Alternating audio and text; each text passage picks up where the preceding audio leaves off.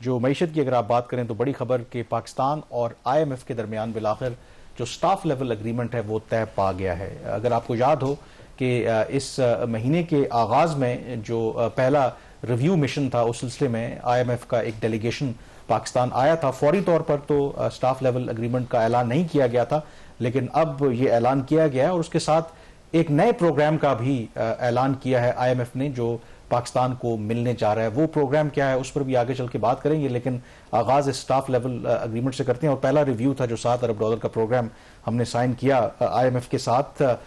कोई वजह पता चली कि जो बीच में थोड़ा सा डिले आया, यूजुअली क्योंकि पहले भी बात हो चुकी है कि प्रोसेस यही होता है कि अगर कोई जायजा मिशन आता है तो जैसे ही वो अपना विजिट कंक्लूड करता है तो साथ ही स्टाफ लेवल एग्रीमेंट का अनाउंस कर देते हैं, लेकिन यहाँ पर ये ऐलान थोड़ा ताखीर से किया गया। कामरान तकरीबन 2 हफ्ते की इसमें ताखीर हुई थी और ताखीर की जो 3-4 इसकी बड़ी वजूहत थी।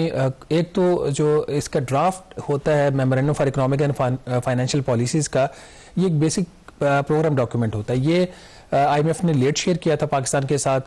मेरे ख्याल जिस दिन ये टीम रवाना हुई वापस 14 मार्च को, उस दिन उन्होंने पाकिस्तान के साथ शेयर किया। फिर उसके ऊपर इनके मुज़ाकरात होते रहे। कहने के तो जो एक ऑफिशियल एक लैंग्वेज इन कहते हैं जी कि वो जो लैंग्वेज को ठीक कर रहे थे वो एक्चुअली लैंग्वेज को ठीक नहीं कर रहे होते, उसमें बैक एंड फोर्थ इनके मुज़ाकरात चल रहे होते कि कौन सी चीज़ पे क्या मानना और क्या नहीं मानना।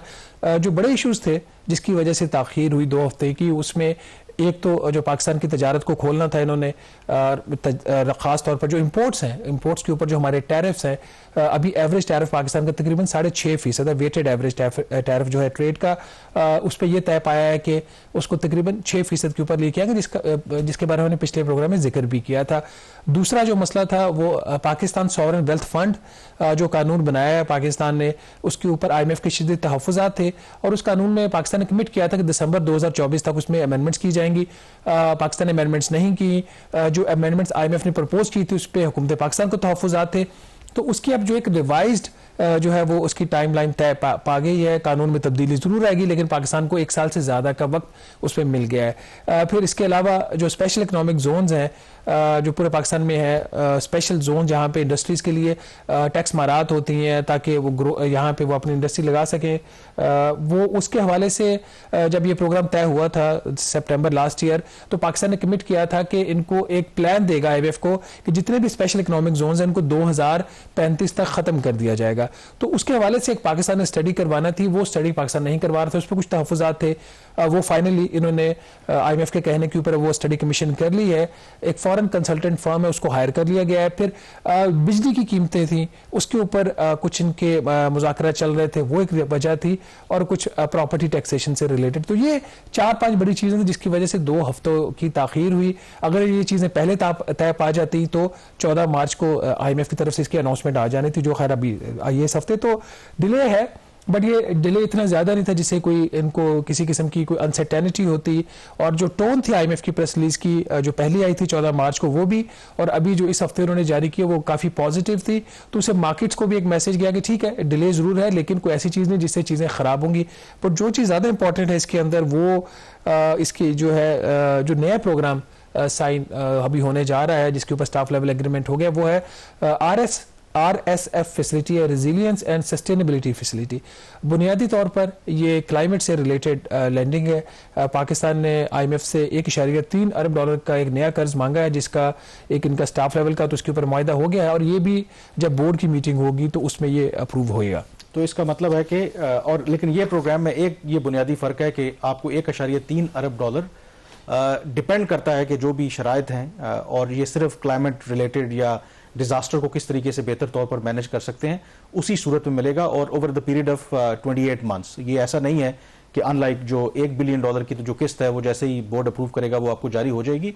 ये $1.3 बिलियन डिपेंड करता है कि पाकिस्तान शराइत पर कैसे अमल करता है और कौन से स्पेसिफिक प्रोजेक्ट्स हैं जिस पर काम करता है जो सस्टेनेबिलिटी या क्लाइमेट से रिलेटेड है। ये जो अभी एग्जिस्टिंग प्रोग्राम है 25वां प्रोग्राम, जिसको वज़ीर-ए-आज़म शहबाज शरीफ साहब ने कहा था पाकिस्तान का आखिरी प्रोग्राम होगा, वो नहीं हुआ।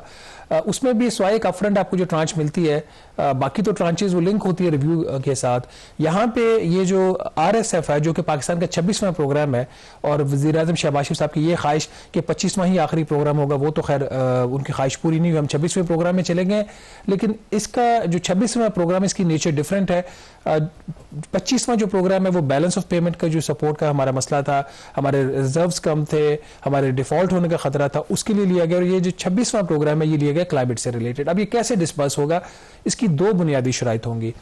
एक, ये जो आपका एग्जिस्टिंग 25वां प्रोग्राम है ये कामयाबी से चलता रहे।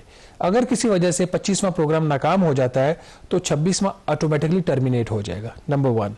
नंबर 2, इसके लिए कोई कम से कम 12 से 13 मजीद शराइत हैं जो पाकिस्तान ने तय किए IMF के साथ। उसकी कुछ डिटेल सामने हैं, कुछ अभी नहीं आई, इंशाल्लाह कोशिश करेंगे 1-2 हफ्ते में उसके ऊपर भी काम करने के लिए। उसमें जो बुनियादी चीज़ें हैं, अगेन वहाँ पे पॉलिसीज़ के अंदर चेंज है। जैसे एक जो चीज़ तय पा गई है उसमें यह है कि पाकिस्तान कार्बन लेवी एक लगाएगा 1 जुलाई से, और ये RSF के जो प्रोग्राम है उसके तहत ये लेवी लगेगी। ये जो ट्रेडिशनल इंजन गाड़ियां हमारी ICE उन इंजन के ऊपर ये कार्बन लेवी लगेगी। आप इसको एक्सपेंड भी कर सकते हैं। फिलहाल तो ये मेरा ख्याल ट्रेडिशनल जो इंजन की गाड़ियां हमारी उनके ऊपर, जो फॉसिल फ्यूल बेस्ड गाड़ियां हैं उनके ऊपर ये लेवी लगाने जा रहे हैं। वहां से जो पैसा रेज होगा वो इस्तेमाल होगा जो इलेक्ट्रिक व्हीकल्स हैं उनको सब्सिडाइज करने के लिए, और जो उसके चार्जिंग स्टेशन होते हैं इलेक्ट्रिक व्हीकल्स के उनको लगाने के लिए, एक चीज़। दूसरा, ये तो हो जाएगा जुलाई 2025 में। फिर जो पानी एक बहुत बड़ा मसला पाकिस्तान में बनता जा रहा है।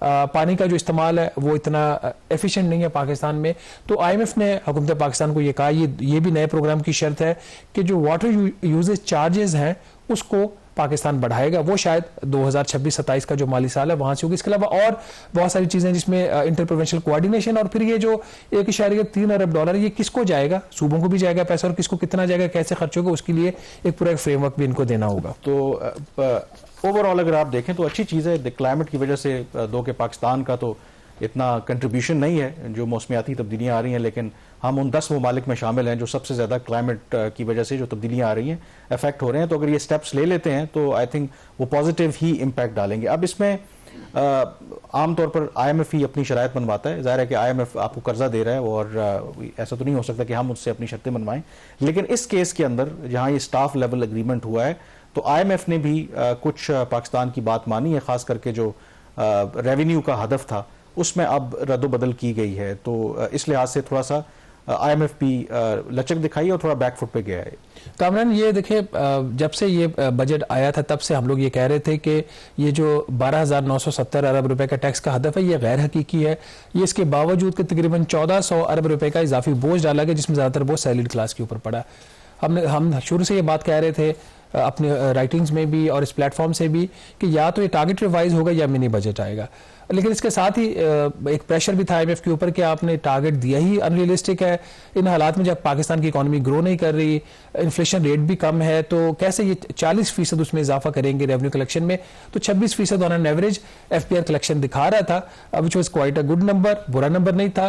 तो इन सारे फैक्टर्स की वजह से IMF ने रिट्रीट किया है और 640 अरब रुपए का जो उसमें वो कटौती होगी FBR के टैक्स टारगेट में, ये तकरीबन 12,330 अरब रुपए के करीब आ जाएगा। लेकिन याद रहे कि पहले जो 8 माह है इस माली साल के, उसमें पहले ही 605 अरब रुपए का शॉर्टफॉल आ चुका है। तो ये 640 अरब से कोई हुकूमत को आगे कोई मेजर रिलीफ नहीं मिलेगी। कल के प्रोग्राम में इंशाल्लाह डिटेल में डिस्कस करेंगे। जो मार्च की टैक्स कलेक्शन है वो भी कोई इतनी अच्छी नहीं रही। अभी जब हम ये प्रोग्राम रिकॉर्ड कर रहे हैं तो नंबर अभी प्रोविजनल है, कंपाइल हो रहे थे, लेट नाइट तक कंपाइल हो जाएंगे, तो कल इंशाल्लाह इसको डिटेल में डिस्कस करेंगे। एक तो ये उन्होंने यहाँ पे रिवर्सल किया है। अभी भी स्टाफ लेवल एग्रीमेंट हो गया है। जो चीज़ इंपॉर्टेंट है वो है कि IMF के बोर्ड का इजलास कब होगा। पाकिस्तान को ऐसा कोई एमरजेंसी की जरूरत नहीं है कि जी अभी अप्रैल में इजलास हो जाए, मई में हो जाए, लेकिन जल्दी हो जाए तो बेहतर होता है। 1 अरब डॉलर की ट्रांच मिलेगी, वो जो दूसरा 1.3 अरब डॉलर उसकी भी डिसबर्समेंट नहीं होगी। बोर्ड अगर मई में होता है तो ये बेहतर है, बट लग ये रहा है कि IMF पहले जो अगले माली साल का पूरा बजट है उसको रिव्यू करेगा, उसको ओके करेगा, इंडोर्स करेगा, फिर जो केस है वो पाकिस्तान का वो बोर्ड में जाएगा। तो इट मींस कि समवेयर बिटवीन मई और इट कुड बी इवन जून। अच्छा, एक और इशू जो आपको पता है कि बिजली की जो कीमतें हैं उसमें मुसलसल इजाफा हो रहा है, और उसमें IMF की वजह से भी है। IMF की शर्त है कि आप पास ऑन करें जो भी आपकी कॉस्ट है, बाकी आपकी कोताहियाँ हैं। जो गवर्नमेंट है वो कोशिश कर रही है कि किसी तरीके से अवाम को रिलीफ दिया जाए, खास करके प्राइम मिनिस्टर उसमें बड़ी दिलचस्पी रखते हैं, लेकिन जाहिर है कि उस वक्त तक वो रिलीफ नहीं दे सकते जब तक IMF की तरफ से आपको गो अहेड नहीं मिलेगा। तो अब सुना है कि IMF ने गो अहेड तो दिया है, लेकिन शायद वो इस तरह का गो अहेड है कि कोई उससे कोई बहुत ज़्यादा फर्क ना पड़े। ये जब वो आपको पता है ना, कभी कभी जब पेट्रोलियम मसनूआत की कीमतों में कमी होती तो चंद पैसे की होती थी, और जब इजाफा होता था तो 10-10, 20-20 रुपए का होता था। यहाँ पे भी यही हुआ है। देखिए, वज़ीर-ए-आज़म शहबाज शरीफ साहब की ये बड़ी ख्वाहिश रही है। जनरली वो ये समझते हैं कि बिजली की कीमतें कम होनी चाहिए। मीडिया तो शोर करते हैं, ये लोग भी शोर करते हैं जो इतना बिजली का बिल दे रहे हैं। उन्होंने ये टास्क दिया हुआ पावर डिवीजन को। अब पावर डिवीजन 3-4 किस्म के प्रपोजल जो है वो IMF के पास लेके गया था, वो उसको थ्रू नहीं करवा सका। एक जो चीज़ अभी हो रही है वो सिर्फ कल ऑन द रिकॉर्ड इसी हफ्ते IMF से जब बात हुई तो उन्होंने कहा, जो उनके यहाँ पे कंट्री हेड है माहिर बनीशी, उन्होंने कहा जी कि IMF इस चीज़ को सपोर्ट करता है कि जो गैस के ऊपर एक पाकिस्तान ने लेवी लगाई है 791 रुपये फी MMBTU, ये वो गैस है जो कि पाकिस्तान की सनतें इस्तेमाल करती हैं बिजली पैदा करने के लिए, अपने इस्तेमाल के लिए। अच्छा, उसके ऊपर IMF का ये मौक़िफ़ था हुकूमत पाकिस्तान का भी, चूंकि नेशनल ग्रिड के ऊपर जो कंजम्पशन है वो कम हो रही है, वहाँ से लोग विड्रॉ नहीं करे, सोलर पैनल के ऊपर लोग शिफ्ट हो रहे हैं, बिजली महंगी हो रही है नेशनल ग्रिड की, तो ये लेवी लगाई गई 791 रुपये, जो इंक्रीज बनता है तकरीबन 23% का, जो एग्जिस्टिंग उनके रेट्स जो पहले ही उन्होंने इंक्रीज करवा दिए थे। तो इंक्रीज रेट के ऊपर भी 23% लेवी लगा दी गई। इस 23% की वजह से उन्होंने कहा जी कि ये गैस इतनी महंगी हो जाएगी, जो इंडस्ट्रीज हैं वो गैस को छोड़कर नेशनल ग्रिड के ऊपर शिफ्ट हो जाएंगी। तो ये जो 791 रुपये की लेवी है, उन्होंने कहा इससे जो पैसा इकट्ठा होगा, जो तकरीबन 110-120 अरब रुपए सालाना होगा, इससे हुकूमत 1 रुपया फी यूनिट के आसपास बिजली की कीमत कम कर सकती है। तो ये है उसका बैकग्राउंड, जहां तक इनको इजाजत मिली है। ये जब मैंने आज खबर की, बाकी मीडिया में भी ये स्टोरीज छपी आज, तो उसके ऊपर फिर काफी ज्यादा लोगों का एक रिएक्शन आया, और ज्यादातर का रिएक्शन इसी तरह का था जिस तरह का आपका है कि 1 रुपए की कमी ये भी ना करते। 3-4 जो चीजें IMF से करवाने की हुकूमत ने कोशिश की और नहीं हो सकी। इन्होंने प्रपोज किया कि जी आप ये जो टैक्सेस लगे हुए हैं बिजली के बिलों के ऊपर, ये खत्म कर दें, तो इससे हम कोई बिजली की कीमत में कुछ 5 रुपए 80 पैसे फी यूनिट कम कर देंगे। IMF ने इनकार कर दिया उससे। फिर इन्होंने कहा कि जी पेट्रोलियम लेवी जो है, आपको पता है कि 10 रुपए फी लीटर इन्होंने बढ़ा दी है, और उससे कुछ 1.5 रुपया या 1.25 रुपए के करीब ये बिजली की कीमत कम करना चाह रहे हैं। ये भी चीज अभी IMF के अंडर डिस्कशन है। इस पे अभी IMF ने यस या नो दोनों नहीं कहा, तो पॉसिबली हो सकता है इस पे यस कह दे, क्योंकि ये रेवेन्यू न्यूट्रल है। अब इसके बारे में हतमी चीज नहीं कहा जा सकता। लेकिन एक जो और चीज है वो है कामरान, इसके अंदर जो लेवी वाला इशू है, जिसपे IMF कह रहा है कि आप 1 रुपया बिजली की कीमत कम कर लो। ये लेवी ऑलरेडी पाकिस्तान की जो 20 बड़ी कंपनियां हैं जो एक्सपोर्ट का काम करती हैं, केमिकल के बिजनेस में है, उन्होंने इस्लामाबाद हाई कोर्ट में इस लेवी को चैलेंज कर दिया है, और इस्लामाबाद हाई कोर्ट ने वो जो नोटिफिकेशन है लेवी का वो सस्पेंड भी कर दिया है। तो ये 1 रुपया भी मशकूक है। तो ये जो सस्पेंशन हुई है, ये भी फिलहाल तो हुई है, इसकी जो हेयरिंग है मेरा ख्याल एंड ऑफ अप्रैल की डेट दी है इस्लामाबाद हाई कोर्ट ने, तब तक ये लेवी भी सस्पेंड है। अच्छा, पिछले दिनों मैं एक दुकान पे गया तो मैं रुक गया, एक नोटिस पे वो लगाया हुआ था कि उधार कौन ले सकता है, तो वो बड़ी डिफरेंट मुझे लाइन लगी। उस पर लिखा हुआ था कि सिर्फ जो जिनकी उम्र 90 साल है वो लोग सिर्फ उधार ले सकते हैं, लेकिन वो भी अपने वालिदैन से इजाजत लेने के बाद। तो इसका मतलब जिस तरह कहते हैं, जिस तरह IMF कश्मीर के आजादी तक और यहाँ पे भी ये वो मतलब पुराना हो गया ना, तो ये बड़ा एक इनोवेटिव था। तो लेकिन कामरान एक और कीमतें कम करने के हवाले से भी IMF कुछ इसी तरह का हमें बता रहे हैं। देखिए, इसमें IMF का कसूर नहीं है। ठीक है। पावर डिवीजन नाज़रीन जिस किस्म के प्रपोजल हर 2 हफ्ते बाद, महीने बाद IMF के पास लेके जाता है, वो भी तंग आ गए। करना तो कोई काम कर लो, ये क्या आप प्रपोजल लेके आ जाते हो। एक और जो इशू कंट्रोवर्शियल रहा वो था कि जो प्रॉपर्टी सेक्टर है इसके ऊपर टैक्सेशन का हुकूमत पाकिस्तान की पूरी कोशिश थी कि किसी तरीके से प्रॉपर्टी के ऊपर जो टैक्सेस है कम हो जाए। IMF ने इसके ऊपर इनकार कर दिया है। रियल एस्टेट के ऊपर कोई जो टैक्सेशन है उसमें कमी नहीं होगी, सिवाय एक चीज के जो पॉसिबली हो सकती है वो ये कि अभी जो 3% फेडरल एक्साइज ड्यूटी लगी हुई है प्रॉपर्टी की, वो जो परचेजर है उसके ऊपर लगी हुई है, लेकिन ये फर्स्ट परचेजर के ऊपर लगी हुई है कि पहली दफा कोई घर खरीदेगा, कोई नया घर वो इसको ट्रांसफर होगा किसी अथॉरिटी से या जो भी, तो उस सूरत में ये FED है। तो इसके ऊपर IMF ने सिर्फ इस हद तक इत्तफाक किया है कि FED की वेवर होगी सिर्फ पहली बाइंग के ऊपर, फर्स्ट परचेज के ऊपर, ताकि अगर कोई घर बनाने के लिए कोई प्लॉट ले रहा है तो उसके ऊपर FED ना लगे, लेकिन अगर वो सेकंड उसको वो सेल करता है तो उसके ऊपर फिर दोबारा FED एप्लीकेबल हो जाएगी। तो इसका मतलब ये है IMF की जो पॉलिसी है कि प्रॉपर्टी के ऊपर हैवी टैक्सेशन के जरिए लोगों को डिस्करेज किया जाए कि ये जो नॉन प्रोडक्टिव सेक्टर है इकोनॉमी का, इसमें इन्वेस्ट ना करें, वो जारी रहेगी। यहाँ पे छोटी सी ब्रेक लेंगे और ब्रेक के बजाय वापस आएंगे तो बात करेंगे रेकोडेक प्रोजेक्ट की। वहां से एक अच्छी खबर आ रही है, होपफुली वहां से जब ये हमारी प्रोडक्शन स्टार्ट होगी इस प्रोजेक्ट से, तो पाकिस्तान के क्या कर्जे भी उतर सकेंगे या नहीं, इसके ऊपर बात करेंगे छोटी सी ब्रेक के बाद।